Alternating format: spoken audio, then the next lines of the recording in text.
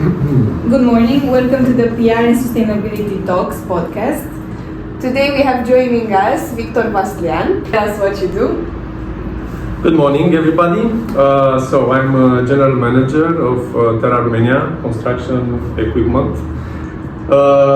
We are one of the most important equipment dealers for construction machinery in the Romania market. Now we have some questions. Could you start by sharing your career journey and what led you to your role as General Manager here at TERRA? So as a profession, I'm an aircraft engineer. At the time I finished university, there was no too many opportunities in this field, so I switched to IT in a Dutch outsourcing company.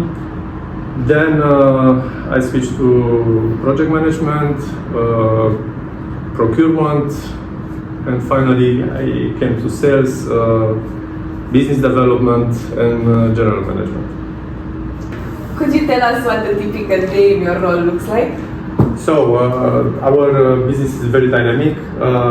Every day is different, and there are a lot of challenges every day. So a typical day starts with checking the emails, checking the cash situation, looking on the tenders, on the contracts that we have to sign.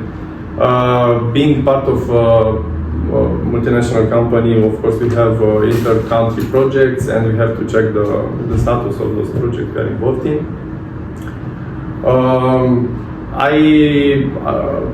We have customers visit, of course. Either they are coming to us or we go visiting them, and I try to implement a kind of a participative management style. So I give a lot of authority to the colleagues. I get involved only when it's necessary, mandatory. That's great to hear. And to follow up, what skills do you need that are mandatory in order to become a successful leader? I really trust in the hard work, and I really trust in the dedication. I don't believe in shortcuts. It may work once, but on a long term, I don't think it's the key to success. I think it's very important to be surrounded by valuable people, people you can trust, people who you can inspire, and people who you can be sure that you can rely on when you need them.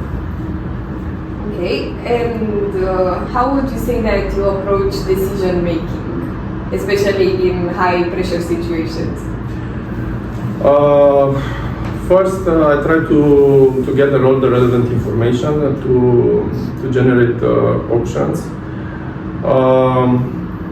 Then I try to think about the impact a good decision could have, but also about the consequences of a bad decision.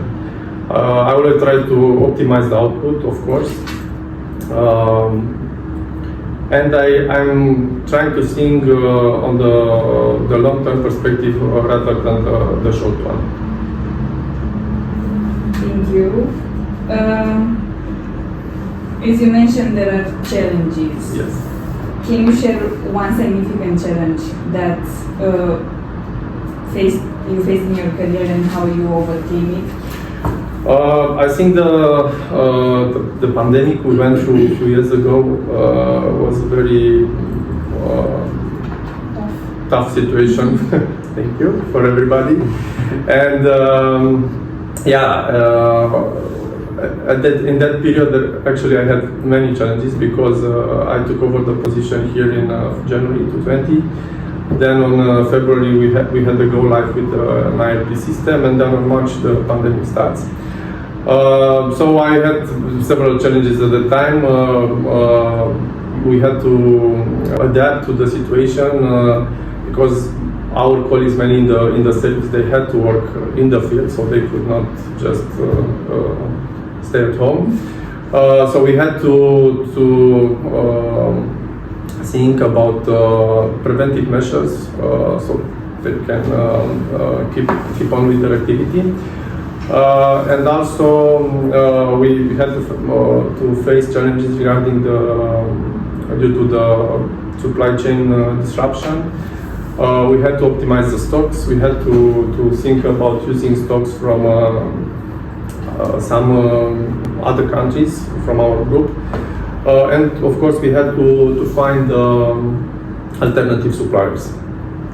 But I think we pulled through it, and actually this tough time united us more, and actually laid out the foundation for the growth in the coming years. So next up, I know you said that you don't really like to take risks and you like to choose the safer plan for the long term, but has there ever been a moment in your career where you had to take a risk or you had to pivot a bit?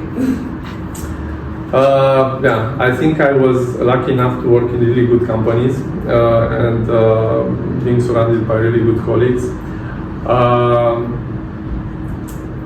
For me, it was really difficult to change jobs, and actually I did it several times, and always I thought that okay, I have to think what's the best for me and take the risk whatever it needs. So, and I think this is valid in business but also in life.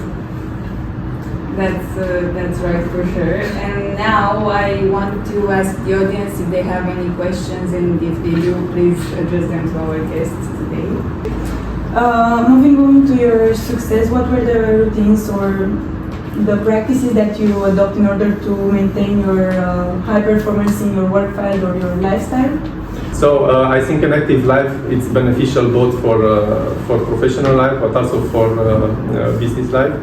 I like a lot of sports. I do a lot of sports, and I like running because running is something that you can do anytime and anywhere, and it really, for me, it's kind of a meditation. It really clears my mind and helps me to set up my priorities. Okay, so a healthy lifestyle is the key. Yes. So what I found quite interesting that you actually were studying something really different to what you're doing right now. Mm-hmm. Like you started with aircraft engineering, you said? Yeah.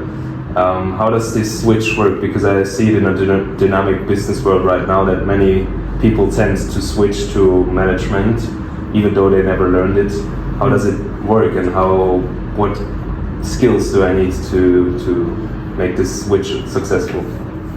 Look, it's interesting because in life things really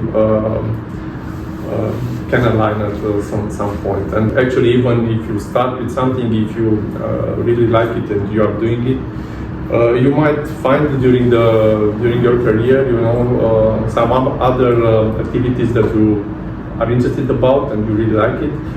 And there are connections between the jobs. So maybe, as I said it in the beginning, it's quite a big distance between aircraft and general management. But actually, every step I did, I had every new job had a connection with the previous one. Mm-hmm. So it's difficult to give you a clear advice, but do it and you will see. Basically, it's always about problem solving.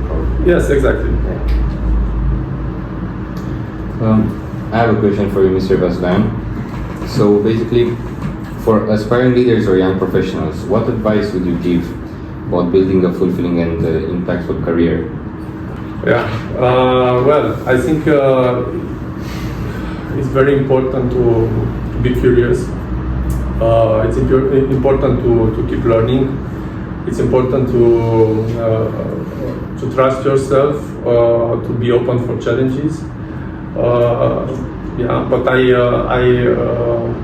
I think it's also very important not to be afraid to make mistakes. So just do it, and then you will see what will come out. And I think also it's very important. Always what you give is what you get. So if you are generous, if you are really care about the others, this will come back to you. Thank you very much. I also have a question. If you could go back in time what advice would you give to a younger self? This is a tough one. Well, I think not to overthink so much, you know, just to go with the flow. I think we overthinking too much, and yeah, sometimes I think you just have to go and see what comes up. And yeah, I was a master in overthinking, so I would really not repeat the same. So not anymore. You're not anymore. I hope not. Making progress. Making progress. Okay, so I think that will be all from the audience. So thank you to our guests for joining us today, and also thank you to the audience for getting so involved and asking all the right questions, so you all at home can get the insights you may need in business. Now, if you have any questions you would like to address our future guests, please leave them in the comments. Don't forget to like this episode, and we will see you next time.